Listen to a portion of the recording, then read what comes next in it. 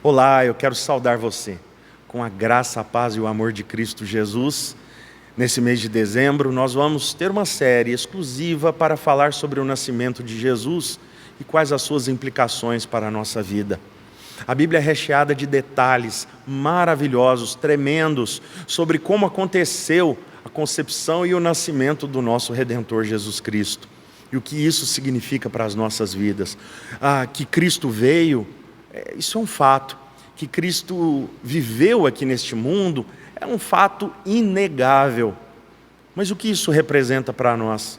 Quais as implicações disso para a nossa vida? Pois bem, nessa primeira mensagem da série, eu quero conversar um pouquinho com você sobre a concepção, como que Maria ficou grávida. E nós lemos em Isaías capítulo 7, versículo 14, um texto escrito há mais de 700 anos antes do nascimento do Redentor. Nós lemos uma profecia sobre como Deus faria isso de uma maneira extraordinária, de uma maneira tremenda. Assim Isaías escreveu: portanto, o Senhor mesmo vos dará um sinal. Eis que a virgem conceberá, a virgem ficará grávida, e dará à luz a um filho, e lhe chamará Emanuel, que quer dizer Deus conosco. Esse versículo de Isaías, ele trata da concepção e do nascimento. A concepção foi um evento extraordinário. O nascimento foi um acontecimento natural, comum. Ele nasceu como as outras crianças nascem, mas a concepção não. Foi algo extraordinário, maravilhoso. Uma profecia que de fato se cumpriu. O evangelista Mateus, ele nos escreve no seu livro detalhes sobre esse fato, sobre esse acontecimento. Mateus capítulo 1, do versículo 18 até o versículo 25, nós lemos o seguinte: ora, o nascimento de Jesus Cristo foi assim. Estando Maria, sua mãe, desposada com José, sem que tivessem antes coabitado, para você entender bem o contexto, significa que eles já estavam comprometidos, mas não haviam ainda se casado. É uma espécie de um noivado, olhando para os nossos dias atuais e para a nossa cultura. Porém, era muito mais profundo, muito mais sério o que estava acontecendo ali entre os dois. Eles estavam já num comprometimento entre as famílias, e ambos estavam entrelaçados nesse pacto e nessa aliança. E José certamente estava terminando de resolver todas as questões importantes para o casamento, inclusive preparando um lar, preparando uma casa para os dois. Quando isso ficasse pronto, eles então se uniriam em casamento. Mas até então, os dois, cada um estava na casa do seu pai, esperando esse dia, esperando esse momento em que tudo estivesse pronto para que eles pudessem se unir em casamento. Mas era um compromisso, já havia ali uma aliança, já havia ali um pacto. Por isso Mateus coloca então nesses termos, né? Eles estavam já comprometidos sem que tivessem coabitado, ou seja, não tinham ainda relações matrimoniais. Ela achou-se grávida pelo Espírito Santo. Versículo 19 continua: mas José, seu esposo, sendo justo e não a querendo infamar, resolveu deixá-la secretamente. Enquanto ponderava nessas coisas, eis que lhe apareceu em sonho um anjo do Senhor, dizendo: José, filho de Davi, não temas receber Maria, a tua mulher, porque o que nela foi gerado é do Espírito Santo. Ela dará à luz um filho, e lhe porás o nome de Jesus, porque ele salvará o seu povo dos pecados deles. Ora, tudo isso aconteceu para que se cumprisse o que fora dito pelo Senhor por intermédio do profeta.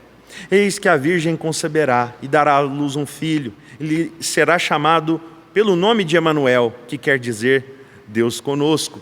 Ele está citando a mesma profecia que nós lemos agora há pouco em Isaías 7,14.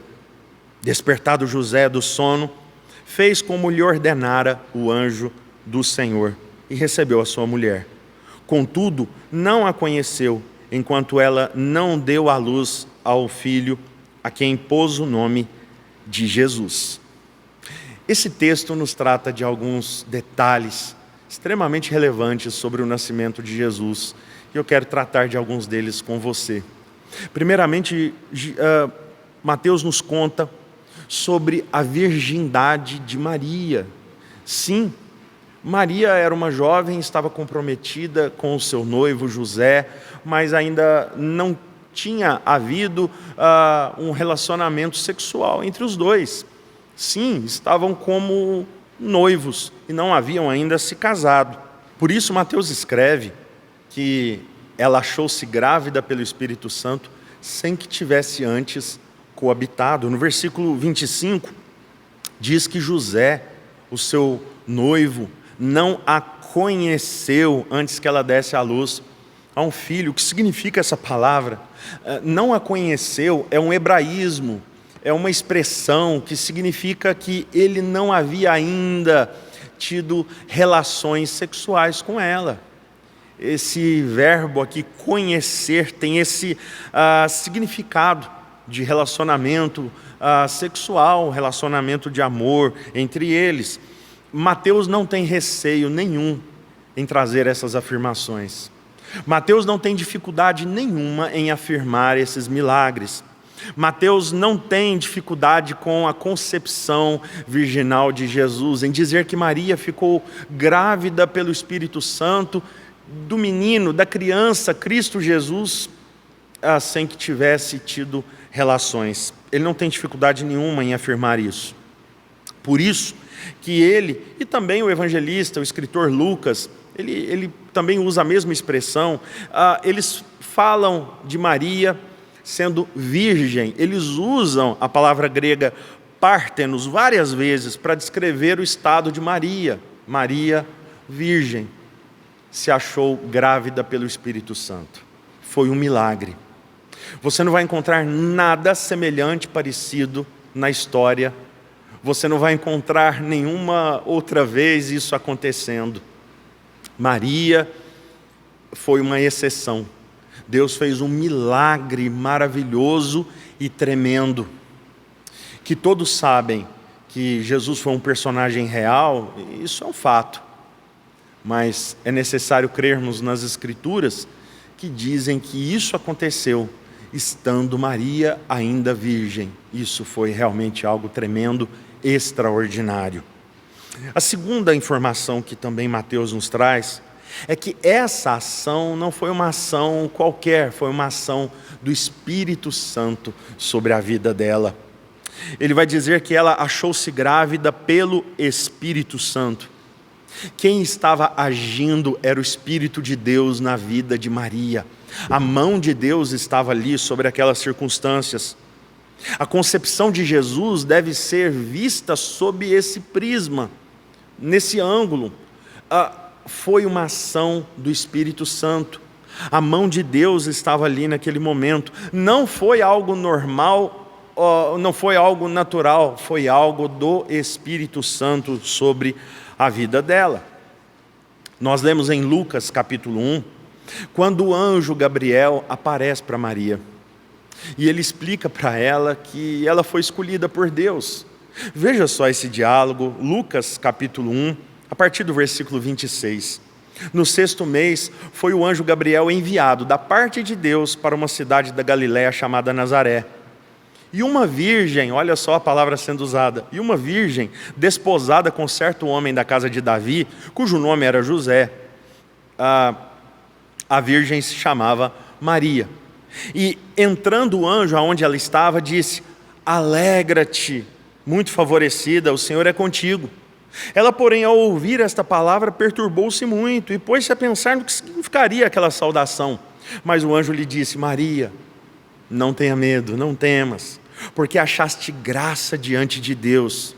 Eis que conceberás, você vai ficar grávida e darás à luz a um filho, a quem chamarás pelo nome de Jesus. Este será grande e será chamado Filho do Altíssimo. Deus, o Senhor, lhe dará o trono de Davi, seu pai. Ele reinará para sempre sobre a casa de Jacó, e o seu reinado não terá fim. Então disse Maria ao anjo: como será isso? Pois não tenho relação com homem algum. Maria entende o significado daquelas palavras, e ela entende a natureza daquilo. Ela entende que era algo extraordinário, impensável. Respondeu-lhe o anjo, versículo 35, descerá sobre ti o Espírito Santo, e o poder do Altíssimo te envolverá com a sua sombra. Por isso, também o ente santo que há de nascer será chamado Filho de Deus. Assim aconteceu. O Espírito Santo a envolveu e fez algo extraordinário, algo tremendo. Vejam que a perplexidade de Maria é comum. É natural que ela se sinta perplexa e de que aquelas palavras soem de forma estranha aos seus ouvidos. Você ficaria assim também, eu ficaria assim também. Quando nós ouvimos um relato de um milagre, quando nós ouvimos algo extraordinário que Deus fez, talvez a nossa primeira reação seja essa, de perplexidade, de espanto, de estranheza. Contudo, Deus é poderoso para fazer infinitamente mais do que tudo quanto pedimos ou pensamos. Ou seja, os planos, os propósitos, a mente de Deus e o poder de Deus está muito além do que os nossos pensamentos, do que aquilo que nós podemos vislumbrar. E a isso nós chamamos de milagres. É quando Deus faz algo que nos é impossível. É quando Deus, Ele mesmo quebra as leis químicas, físicas, biológicas que Ele mesmo criou. Deus é o autor das leis que regem o universo todo. Mas de vez em quando, Deus quebra essas leis que Ele mesmo criou. Físicas, leis biológicas, leis da natureza. A isso nós chamamos de milagre. E foi exatamente isso que aconteceu. Maria foi envolvida pelo poder do Espírito Santo. E algo tremendo e maravilhoso acontece. Mateus nos dá mais informações. Ele fala agora sobre a primeira reação de José. Absolutamente natural, né, meus irmãos? Veja só. A Bíblia vai dizer, Mateus vai nos informar que José ficou confuso. José achou tudo aquilo muito estranho. E pensou até em separar-se, em abandonar secretamente Maria. Humanamente falando, José estava coberto de razão. Humanamente falando, sem conhecer os fatos miraculosos, sobrenaturais e tremendos que estavam acontecendo, José estava dentro do normal, não é mesmo? Eu e você também ficaríamos confusos. De repente, a noiva chega para o noivo e diz, eu tenho uma notícia para te dar, eu estou grávida. Obviamente o noivo diria, de quem?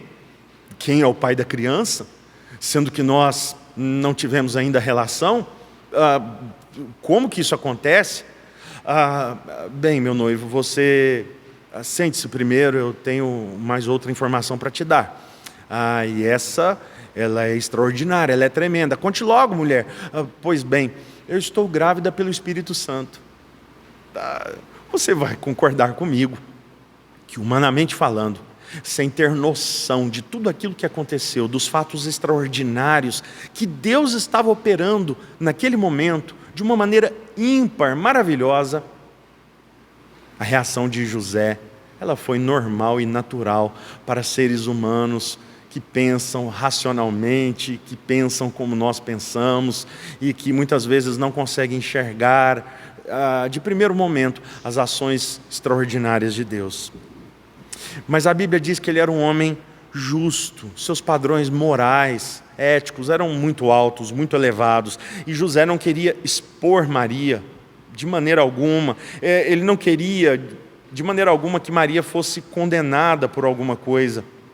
É por isso então que ele tenta de alguma forma se desvencilhar daquela situação sem expor aquela jovem. E ele resolve deixá-la secretamente. Isso significa uma espécie de divórcio secreto, sem ser formalizado naquele momento. Essa foi a primeira reação de José. Contudo, Deus envia um anjo e ele revela o que para José estava oculto. O que para José era mistério, agora não é mais. Ele tem um sonho, e não foi um sonho qualquer, foi um sonho muito real, um sonho vívido. Deus era acostumado a fazer isso no passado. Nós lemos no Antigo Testamento muitas vezes os profetas tendo sonhos tremendos. Deus se revelava através desses sonhos. Não eram sonhos qualquer, não era um pensamento da mente qualquer, uma confusão cerebral, nada disso. Era Deus mesmo revelando algo. José entendeu isso. Não foi um sonho qualquer, não foi um sonho comum, não foi um sonho normal. E nesse sonho um anjo aparece e diz o seguinte: José, o que está acontecendo com Maria é algo sobrenatural. Eu que estou fazendo. O Espírito Santo é que de fato a deixou grávida. Ela está assim, nessa condição, nessa gravidez, por minha causa. É a minha mão, José, que está fazendo tudo isso. O que nela está, o que nela foi gerado é do Espírito Santo. E José então ouve essa mensagem maravilhosa. Deus às vezes nos dá vislumbres, daquilo que Ele está fazendo. Muitas vezes Deus nos mostra lampejos, pequenos sinais aqui e ali daquilo que Ele está operando de maneira formidável. Muitas vezes na vida nós não entendemos, nós não sabemos. Nós vamos enxergando apenas em parte. Outras vezes Deus nos mostra o todo. E Ele vai nos mostrar algo muito mais profundo que Ele está fazendo, que Ele está operando nas nossas vidas e na história. Mas nunca nós devemos duvidar, ainda que não enxerguemos o todo, ainda que estejamos vendo apenas as partes, que a mão de Deus está operando em todas as coisas na nossa vida. Sim, Deus continua sendo o Senhor da história, não importa o que aconteça. Deus continua reinando, operando de uma forma maravilhosa, extraordinária na humanidade. Deus não se esqueceu de nós. Deus não deixou e abandonou a humanidade. Deus não deu uma corda no mundo como num relógio e agora nos abandonou aqui. Deus está presente. O que acontece ao nosso redor, quer entendamos ou não, é fruto dos propósitos, dos projetos sábios, maravilhosos, amorosos do nosso Deus para com a nossa vida. Mateus nos revela mais. Ele fala agora para José sobre o nome desta criança. Ele vai dizer o seguinte, Mateus 1, versículo 21. Ela, Maria, dará à luz a um filho, e lhe porás o nome de Jesus, porque ele salvará o seu povo dos pecados deles. Jesus não era um nome incomum naqueles dias, mas era um nome de grande significado. Jesus é o libertador, Jesus é o salvador. Por isso ele explica que ele salvará o povo dos pecados deles. Jesus é o nome do Redentor, que passa a existir agora nesse mundo através da natureza humana. Por isso, Jesus recebe um nome humano, porque ele veio como homem, como ser humano. É nome de homem, porque o Salvador teria que ser humano, com todas as suas propriedades e essências. Jesus, ele é 100% Deus, e Jesus é 100% homem. Entenda isso. Nesse milagre da encarnação, Jesus não toma uma aparência humana apenas, Jesus se faz homem. E esse homem não é meio humano e meio divino. Algumas pessoas tendem a ter uma dificuldade em entender essas naturezas de Jesus. Acham que Jesus é meio humano, meio divino. 50% homem, 50% Deus. Às vezes, ao longo da sua história, algumas pessoas pensam, não, agora ele está um pouquinho mais divino do que humano. Parece que aqui nesse relato ele está 60% Deus, 40% homem. Outros momentos, como na crucifixão, alguém pode dizer, aqui ele está 80%, 90% homem, 20%, 10% Deus. Não é isso, não é assim que se trata. Deus veio como homem, 100% homem, e ele não deixou de ser Deus, 100% Deus em momento algum. De forma que Cristo Jesus tem uma dupla natureza. Ele é 100% Deus e ele é 100% humano. Quando ele assume forma humana, ele assume uma forma humana para todo sempre. Vejam que mesmo depois da sua morte, Jesus ressuscita como homem. Ele ressuscita em carne e osso. Ele ressuscita como gente, um corpo glorificado, mas é um corpo. Ou seja, quando Jesus toma a escolha de vir ao mundo como homem, ele faz isso por completo, ele faz isso 100%. Ele é totalmente homem, ele é totalmente Deus. E devemos glorificá-lo e adorá-lo por isso. Você está elogiando e adorando Cristo Jesus, o Senhor, quando você reconhece isso e engrandece o seu nome por causa disso. Porque ele, sendo Deus, se fez gente, se fez 100% homem, se fez 100% humano. Isso quer dizer que ele sofria dores como nós sofremos dores. Isso quer dizer que ele poderia se entristecer como nós entristecemos. Aquela criancinha que repousava nos braços da sua mãe, aquela criancinha precisou de leite materno.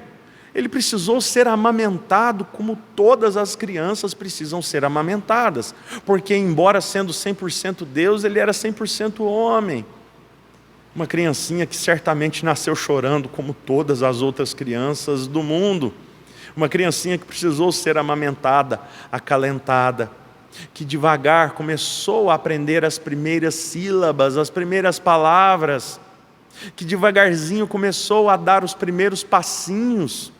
Você consegue ver o Senhor do universo, aquele pelo qual Deus fez e criou todas as coisas. Cristo Jesus é a palavra criadora e criativa de Deus, aquele que estava desde o início, aquele que foi eternamente gerado pelo Pai, através do qual Ele criou o universo, agora aprendendo a dar os primeiros passinhos. Veja o tamanho e a profundidade do amor de Cristo Jesus ao se encarnar. Por isso, a encarnação de Cristo Jesus, ela foi para valer. De fato, ele veio como homem. Mas Mateus também vai nos lembrar do texto de Isaías que nos dá o seu nome divino. Se ele trata aqui no versículo 21 do nome humano de Jesus, né, do nome humano do Redentor, que é Cristo Jesus, ele vai falar no versículo 23, nos lembrando do texto de Isaías, do nome divino do Redentor. Eis que a virgem conceberá e dará à luz a um filho, e ele será chamado pelo nome de Emanuel, que quer dizer Deus conosco. Se o bebê era humano e divino, esse bebê tem dois nomes. Ele é Jesus, mas ele é Emanuel. Se ele é Jesus, filho de José e Maria, ele é Emanuel, filho do Deus Altíssimo. A vinda de Cristo Jesus significa a presença de Deus entre nós. Por isso, esse nome divino, Emanuel, Deus conosco, Deus habitando entre nós. A encarnação significa que Cristo Jesus resolveu vir em carne, o Deus que agora se faz presente. Notem então que nessa passagem nós temos o nome humano e o nome divino. O Deus que se encarna é o Deus que verdadeiramente se encarna, mas o encarnado verdadeiramente é Deus. Por fim, Mateus nos dá uma outra informação sobre a concepção. Mateus 1, 22. Ora, tudo isso aconteceu para que se cumprisse o que fora dito. Era o cumprimento de uma promessa. Era o cumprimento de uma profecia. A gravidez miraculosa de Maria, a concepção extraordinária, é cumprimento do sinal que Deus havia prometido, do sinal que Deus havia falado. Nenhuma promessa de Deus caiu por terra, jamais. Nenhuma promessa de Deus falhou, jamais. Isso quer dizer que nenhuma promessa de Deus falhará. Deus é fiel ao cumprir as suas promessas, os seus planos e os seus propósitos. Diante do milagre revelado, Maria entende que se tratava de algo impossível para os homens, mas possível para Deus. José entende que se tratava de algo impossível para nós, mas possível para Deus. Por isso que Lucas registra, capítulo 1, versículo 37, que Maria entende que para Deus não haverá impossíveis em todas as suas promessas. Por isso que ela se coloca à mercê do Senhor. Versículo 38 de Lucas 1, aqui está a sua serva, Senhor, que se cumpra em mim conforme a sua palavra. Assim ela disse para o anjo. Ela reconheceu que na grande história de Deus, ela estava agora inserida. E ela agora fazia parte daquilo que Deus estava fazendo de maneira extraordinária. Você e eu precisamos entender que nós fazemos parte da grande história de Deus. Que Deus enviou Cristo Jesus para que nós pudéssemos fazer parte da sua grande história. Para que eu e você fôssemos inseridos naquilo que Deus está fazendo no seu grande plano de salvação. Maria, ao perceber a grande história de Deus, ela se chama de serva. Isso é tremendo. Está aqui a sua serva, que se faça conforme a sua vontade. Ela se coloca totalmente à mercê, totalmente à disposição do Senhor. Provavelmente ela já estava entendendo algumas implicações disso. Que ela e José passariam dias difíceis. Que talvez ela seria caluniada por uma sociedade cruel, por uma sociedade maldosa como era daqueles dias, naquela cultura. Contudo, mesmo assim, ela obedeceu ao Senhor, se colocando à mercê, dizendo, está aqui a tua serva.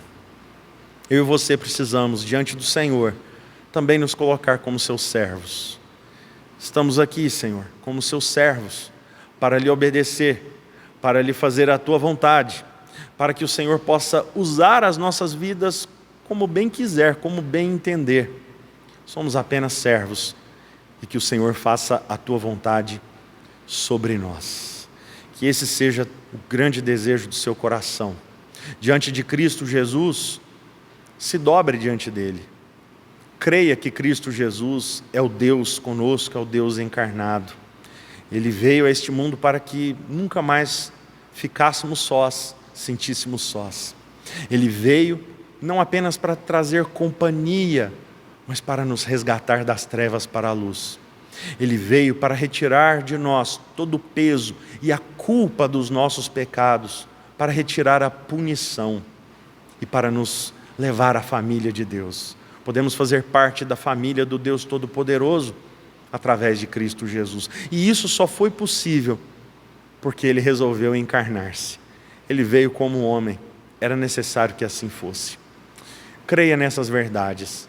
Creia que o nosso Deus é capaz de coisas extraordinárias, tremendas, de milagres. Natal nos fala de milagre, mas a Bíblia toda nos fala de milagres. Nosso Deus é capaz de coisas impossíveis para nós. O que você acha que é impossível? Você tem enfrentado alguma situação que considera ser muito difícil ou até mesmo impossível? Pois o nosso Deus é o Deus dos impossíveis. Acaso haverá algo extremamente difícil para o nosso Deus? Pergunta Maria. Por acaso, para Deus, tudo não é possível? Por acaso o nosso Deus não é capaz de cumprir todas as suas promessas? Sim, Ele é capaz. Creia nisso. Renda-se a isso. Renda-se ao Senhor. E que você possa, como Maria e José, diante desses milagres e diante dessas promessas tremendas, se curvar diante do Senhor como servos, que você possa obedecer-lhe, que você possa servi-lo, que você possa amá-lo e caminhar com Ele, não importa o que aconteça. Assim foram esses jovens, e que assim seja também com a nossa vida. Deus abençoe você. Fique na paz.